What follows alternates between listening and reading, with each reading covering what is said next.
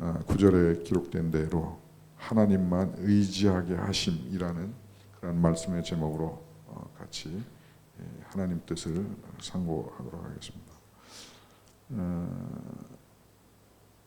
하나님께서 이 천지 우주 만물을 만드시고 또 태초 전에 우리를 만드실 것을 계획하시고 만드셔서 이 땅에 보내주신 것이죠.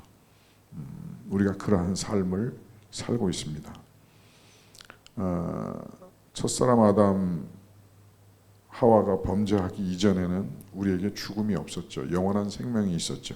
그리고 영원한 복을 누리는 그러한 에덴에서의 삶이었는데 첫사람 아담의 교만으로 말미암아 하와의 교만으로 말미암아 죄가 들어와서 이제 그 영원한 평화가 깨어지고 영원한 죽음을 당할 수밖에 없는 이 땅에서의 삶이 시작되고 펼쳐지기 시작했습니다.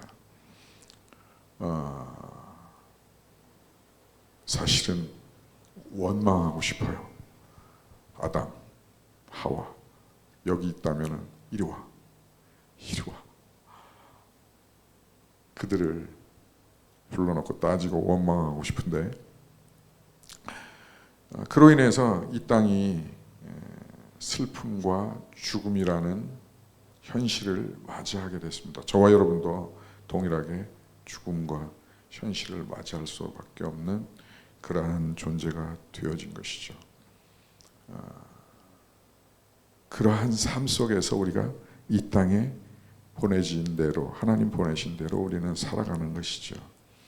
우리가 살아가는 이 땅에서의 삶 속에 그렇게 되어짐으로 말미암아 인간들은 보이는 것을 의지하게 되고 그로 말미암아 이 땅은 영에 속한 게 아니라 육에 속하게 되는 것이죠. 그리고 육으로 살아가는 것이죠. 그것을 그러한 상황에 절망과 좌절과 죄악과 영원한 멸망 가운데 있는 것이 하나님께서는 안타까우셔서 저와 여러분을 다시 에덴의 회복으로 돌아갈 수 있도록 길을 열어주셨는데 그것이 예수 그리스도이신 거죠. 근데 그 예수 그리스도를 믿게 되면은 회복이 일어나고 영원한 죽음에서 영원한 생명으로의 삶을 살게 되는 것이죠. 근데 그러나 이 땅에서의 삶은 이 땅에서의 전쟁과 기근과 불안과 두려움은 여전히 있는 채의 이 환경과 삶 속에서 우리가 살아갈 수밖에 없다는 것이죠. 그러한 삶 속에서의 삶도 하나님께서 우리에게 피할 길을 주시고 또 평안을 누리며 살 수 있는 길을 주셨는데 그것이 하나님만 의지하는 삶이라는 것이죠. 하나님만 의지하게 하심이라. 이 땅에서의 삶 속에 하나님만 의지하고 하는 삶을 통해서 우리는 참 평화와 기쁨을 또 감격을 또 영적인 삶을 살게 될 수 있다라고 성경은 말하고 있는 것이죠. 우리가 잘 알고 있는 레프 톨스토이 19세기에 러시아 문학의 대문호다 이런 별명이 붙어 있는 레프 톨스토이의 사진이죠. 그가 이제 나이 들었을 때 그 모습입니다. 레프 톨스토이는 귀족 출신이었고 또 백작의 가문이었고 백작 출신 러시아 최고 명문가에서 출생을 했고 그리고 뭐 영지 광활한 그 영지라고 표현하죠. 광활한 땅을 소유하고 있었고 부유하기 짝이 없는 말할 수 없는 부유를 누리면서 부족함 없는 그러한 삶을 살아왔던 삶이죠. 거기에다 그것도 부족해서 그는 전쟁과 평화 그 외에 여러 가지 책들을 쓰므로 말미암아 유럽에서 최고의 극찬을 받은, 감동을 받은 유럽의 역대 작을 출간함으로 말미암아 그는 명성이 하늘을 찌를 듯한 그러한 명성을 누리는 그러한 사람 중에 한 사람이었고, 부인 안나 카레리나가 있었고, 안나 카레리나와 이 톨스토이 사이에서는 13명의 자녀들이 함께 그 광활한 영지에서 그 부유한 삶을 살고 있었던 것이죠. 근데 그런 삶을 살고 있음에도 불구하고 1879년 그가 50세에 접어들면서 그는 평안 없는 삶을 살았다고 합니다. 불안한, 또 죄에 대한 공포, 죽음에 대한 공포를 느끼면서 그는 살기 시작했다고 하는 것이죠. 그래서 그는 매일 밤마다 자기 방에 있는 밧줄을 치워야 하는 그러한 삶을 살았다는 것이죠. 왜냐하면 밧줄이 있으면 그것으로 스스로가 극단적인 선택을 할 수도 있기 때문에 그 유혹에 대비하기 위해서 모든 밧줄들을 치워야 하는 그러한 삶을 톨스토이는 살았다고 합니다. 환경적으로 보면 자녀 13명이 그 주위에서 평안하게 광활한 백작 출신의 그 계속 그 전달받은 그 부유함으로 또 건강함으로 그렇게 살고 아내가 있고 또 명성도 끝도 없이 가지고 있고, 그런데 그는 밤마다 날마다 죽음에 대한 공포 그리고 불안, 죄에 대한 불안, 공포에 시달렸다는 것이죠. 참으로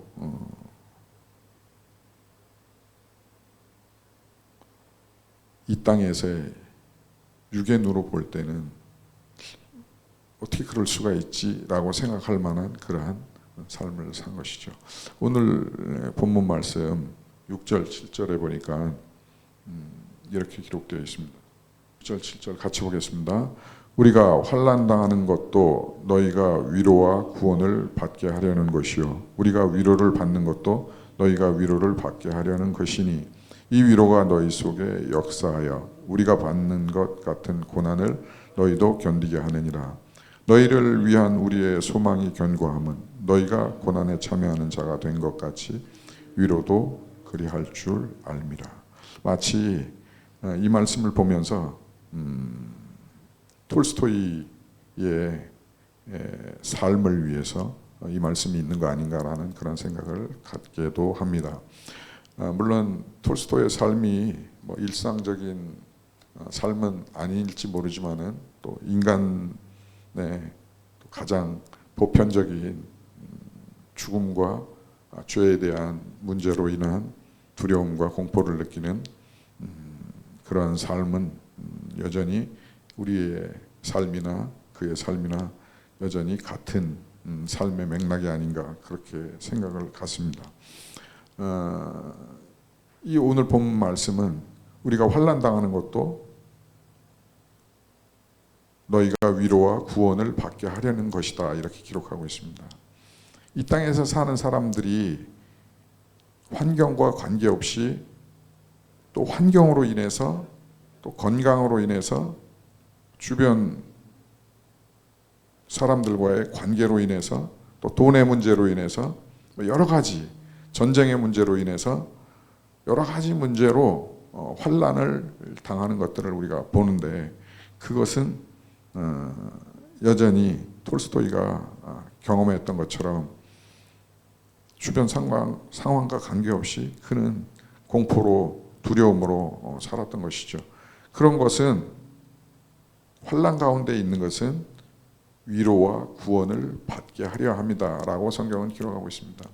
이 땅 가운데 두려움, 불안, 공포, 또 죄의 문제, 죽음의 문제로 인해서 우리가 어려워하는 것은 우리의 하나님의 위로를 경험하라고 또 우리를 구원받게 하려고 한 것인 줄로 믿습니다.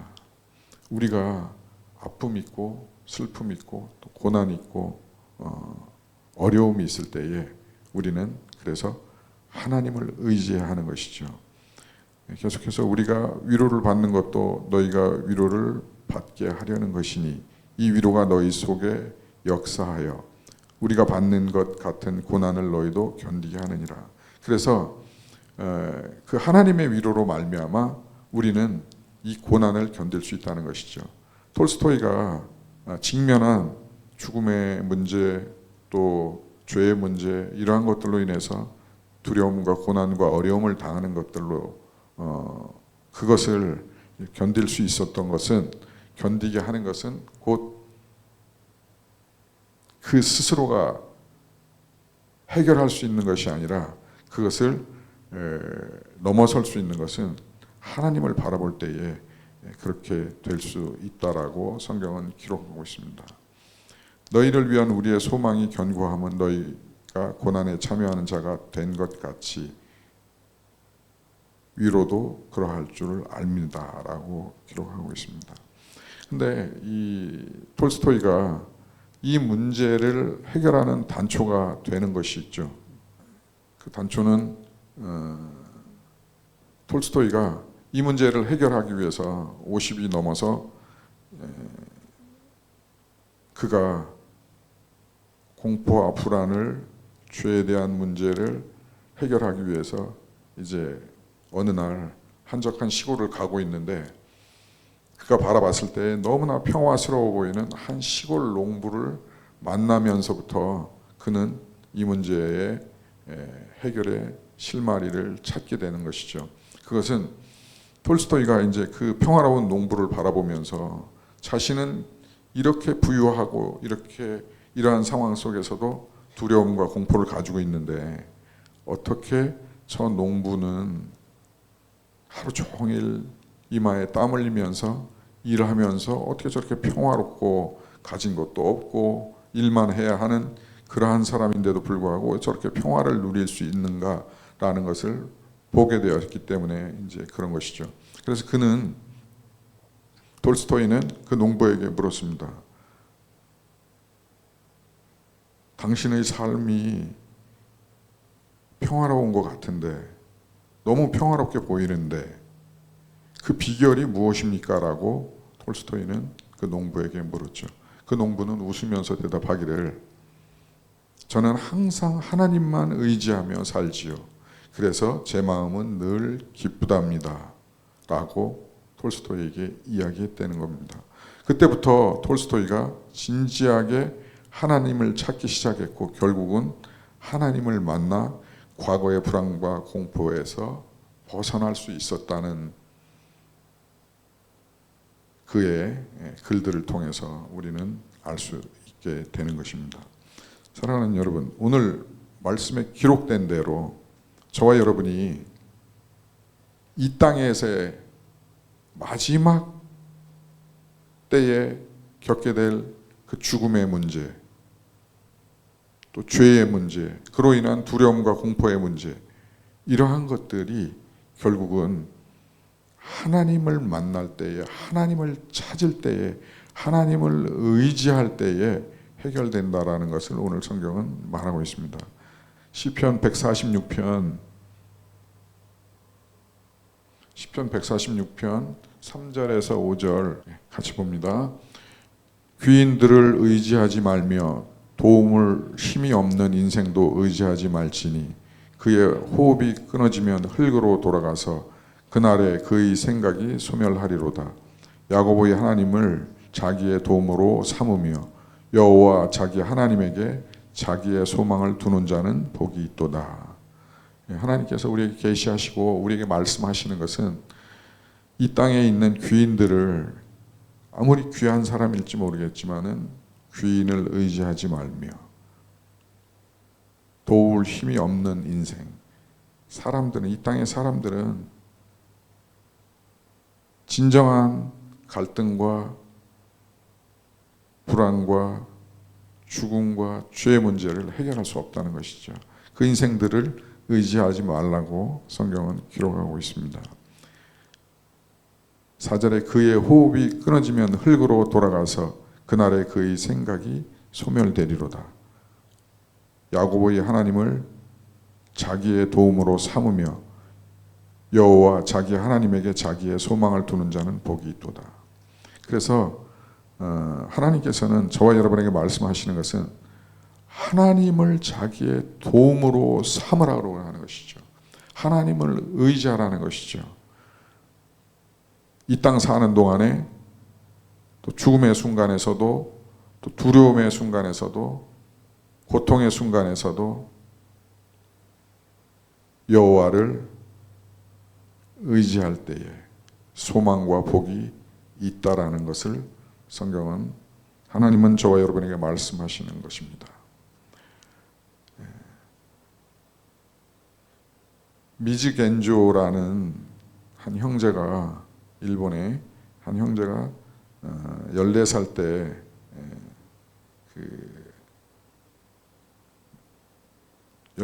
때 그는 이질로 인해서 뇌성마비의 질병을 앓게 된 것이죠. 미즈노 겐조가 뇌성마비에 걸려서, 그는 뇌성마비에 걸리면서 발가락 하나 움직이지 못하고, 그가 14살부터 할 수 있었던 거는 눈꺼풀만 움직일 수 있고 보고 듣는 것만 할 수 있게끔 그렇게 질병에 걸렸습니다.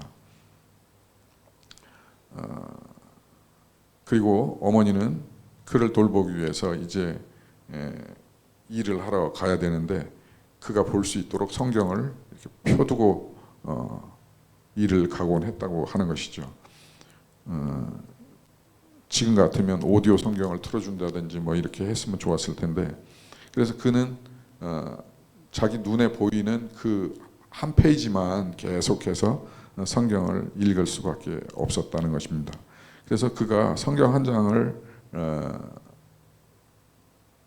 보다가 그가 결국 하나님의 말씀 앞에 붙들림 받고 말씀의 역사하심 가운데 그는 그 상황 속에서 두려움과 아픔을 넘어서서 하나님의 위로를 받게 되었던 것이죠. 그는 고린도서 12장 9절 말씀 앞에 섰을 때에, 다 같이 볼까요? 나에게 이르기를 내 은혜가 내게 족하도다. 이는 내 능력이 약한 데서 온전하여 짐이라 하신지라. 그러므로 도리어 크게 기뻐함으로 나의 여러 가지 악한 것들에 대하여 자랑하리니 이는 그리스도의 능력이 내게 머물게 하려 함이라. 아멘.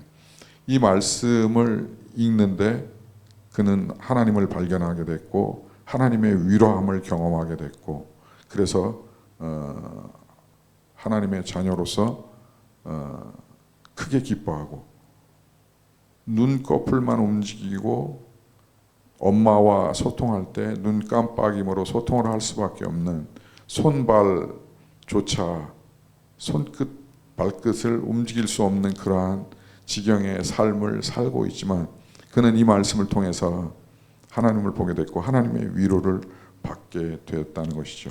그리고 그가 평화를 누리게 되었고, 톨스토이가 농부를 통해서 하나님을 알게 되고 찾게 되고 만남으로 그의 고난과 두려움이 사라지고 위로를 느끼고 새로운 삶을 살게 된 것처럼, 그는 미즈노 겐조는 말씀을 통해서 하나님을 만난 이후에 그가 썼던 시의 일부입니다. 괴롭지 않았더라면, 이러한 시를 그는 썼던 것이죠. 우리 같이 한번 읽어볼까요? 만일 내가 괴롭지 않았더라면 하나님의 사랑을 받아들이지 않았을 것을, 만일 모든 형제 자매도 괴롭지 않았더라면 하나님의 사랑은 전해지지 않았을 것을, 만일 우리 주님이 괴롭지 않았더라면 하나님의 사랑은 나타나지 아니했을 것을. 그는 그리스도의 십자가의 사랑을 보게 되고 믿게 되고 알게 되었다는 것이죠. 이 14살 때의 이지를 통한 뇌성마비를 앓게 됨으로 말미암아 그것에 대한 불평과 불만이 아니라, 그는 내가 이로 인해서, 이 괴로움으로 인해서, 이 아픔으로 인해서, 이 슬픔으로, 이 고난으로 인해서 하나님의 사랑을 받아들이게 됐다, 알게 되었다. 그리고 심지어 그뿐만 아니라 다른 형제자매들에게도 이와 같이 이야기했다는 것이죠. 그 괴로움이 인해서 하나님의 사랑을 전해받을 수 있고 전할 수 있게 되었고 하나님의 사랑을 알게 되었습니다. 이 괴로움을 인해서 주님의 십자가를, 또 십자가의 그 사랑을 알게 되고 나타나게 되고 말하게 되고 고백하게 되고 했다는 것이죠.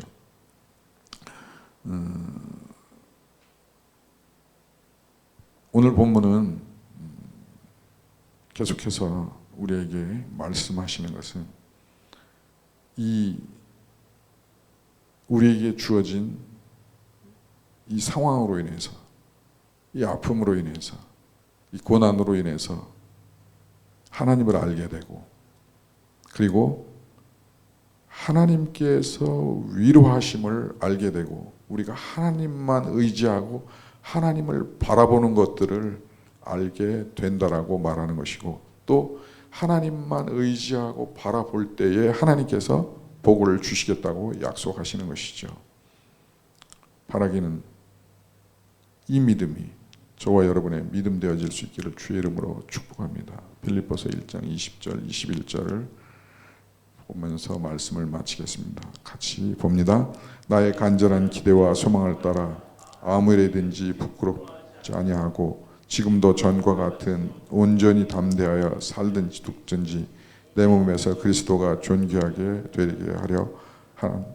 이는 내게 사는 것이 그리스도니 죽는 것도 유익함이라. 이거를 기록한 바울은 옥중에서 언제 죽을지 모르는 촌각을 다투는 그러한 상황에 있었지만, 그는 빌립보 교회 교인들에게 이렇게 편지를 쓸 수 있었던 것이죠. 나의 간절한 기대와 소망을 따라 아무 일에든지 부끄러워하지 아니하고 지금도 전과 같이 온전히 담대하여 살든지 죽든지 내 몸에서 나를 위해 십자가 지시고 부활하신 그리스도가 존귀하게 되게 하려 하나니, 이제 내가 이 땅 가운데 사는 것은, 옥중에 갇혀 있는 것도 하나님의 영광을, 그리스도를 위한 것이다. 이제 내가 사는 것이 그리스도니 죽는 것도 유익함이다. 죽음을 넘어선 믿음을, 신앙을 빌립보 교회에 그는 전달하고 하나님의 뜻을 전할 수 있었던 것이죠. 우리가 이 땅 가운데 살면서 우리를 위해서 더 고난받으시고 죽으시고 부활하신 그리스도를 위한 삶이 우리의 고난을 넘어서서 하나님을 바라봄으로 하나님의 위로와 복이 함께함으로 그 안에서 사나 죽으나 그리스도를 유익케 하는, 하나님께 영광을 돌리는 저와 여러분의 삶이, 그 복이 저와 여러분 가운데 있어지기를 주의 이름으로 축복합니다.